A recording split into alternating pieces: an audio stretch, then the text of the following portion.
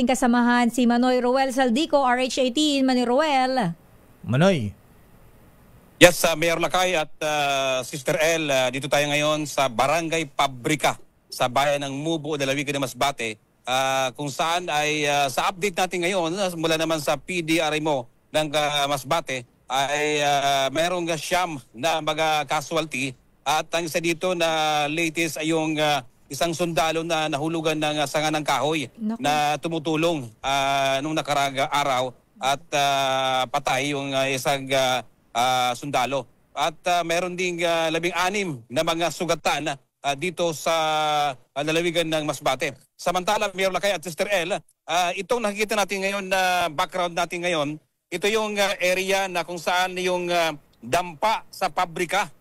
Ang kwento dito, Mayor Lakay at Sister El, ito yung mga mangisda nung panahon after yung 4 na taon ay nag-illegal fishing sila at inipon ng LGU ni Mayor Donay Salvacion na magkaroon ng kooperatiba. Kumbaga yung mga kinukuha nilang huli nilang mga isda at iba pang mga seafoods ay dito niluto at dinadayo mula pa sa Cebu, mula pa sa ibang lugar. At ito yung area na ito. Kung makita natin sa screen, yung dating lugar na napakaganda ay area na ito noong ano pa ito, nakatayo pa ang dampa sa pabrika.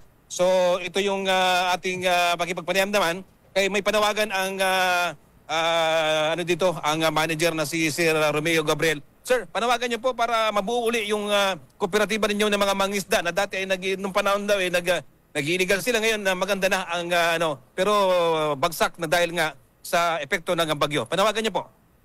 Magandang umaga po sa Sir Dio. Good morning, Kuya Romy. Ang General Manager ng Dampa sa Pabrika. Nanawagan po at nagmamakawa sa national government na matulungan po kami kasi sa ngayon po wala yung mga member dito, walang hanap buhay. Basta po ang presyo namin. Kaya ako po 10 ng aking mga kasama nananawagan sa national government na mabigyan kami ng tulong.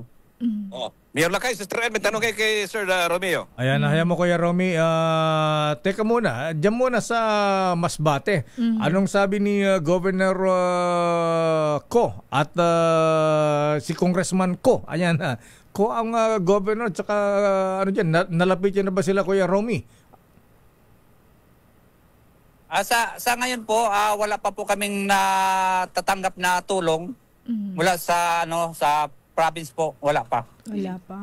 Siguro dyan muna tayo manawagan and at the same time pwede nating ilapit sa Department of Agriculture kay Secretary Kiko Laurel Chu Laurel, Kuya Romy. Andiyan naman si Manoy Roel, so ilapit na natin diretso sa gobernador. Sa through DA dyan sa Masbate siguro, ayan. Para mabigyan sila ng tulong. At may follow up natin sa DA office dito sa Quezon City. Ayan. Okay, Kuya, so paano ngayon? Wala kayong hanap buhay ngayon? Opo, talagang wala. Stop ngayon. Pati yung mga mangingisda po na binibili namin dati, ngayon wala na muna. Stop muna po. Paano yung mga huli ng ating mga mangingisda dyan? Saan sila nagbebenta ngayon? Sa ngayon po talagang apektado, sir, kasi yung mga isda stop din kasi walang yelo. Wala kami dito ng yelo ngayon. Kaya wala so palang kuryente. Hindi po kayo nakakapangisda as of now hanggang ngayon po. Walang Opo, kuryente. hindi po talaga. Walang yelo, walang ice. Kasi walang kuryente. Ayan. Sige Kuya, papanawagan natin sa ano yan, sa kay Governor. Sinong Governor dyan? Manoy? Governor Ko. Richard Ko. Anak ni dating Antonio Ko. Pero ang Ko niya, KHO. Hindi yung Saldi Ko. KHO. Ko. KHO. KHO. Anak so, panawagan niyo po, Sir Romeo. Nananawagan po ako sa provincial government po na CDA. Sa DOLE po. Sa DA na matulungan po kami kasi talagang apektado yung empleyado po. Ngayon wala muna sahod kasi walang operasyon.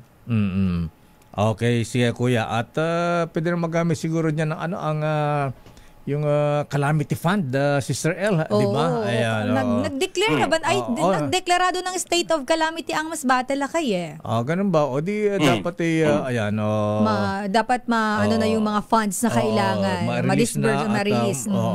At manawagan na rin tayo sa DSWD. Ayan, kay Secretary Rex Gatchalian.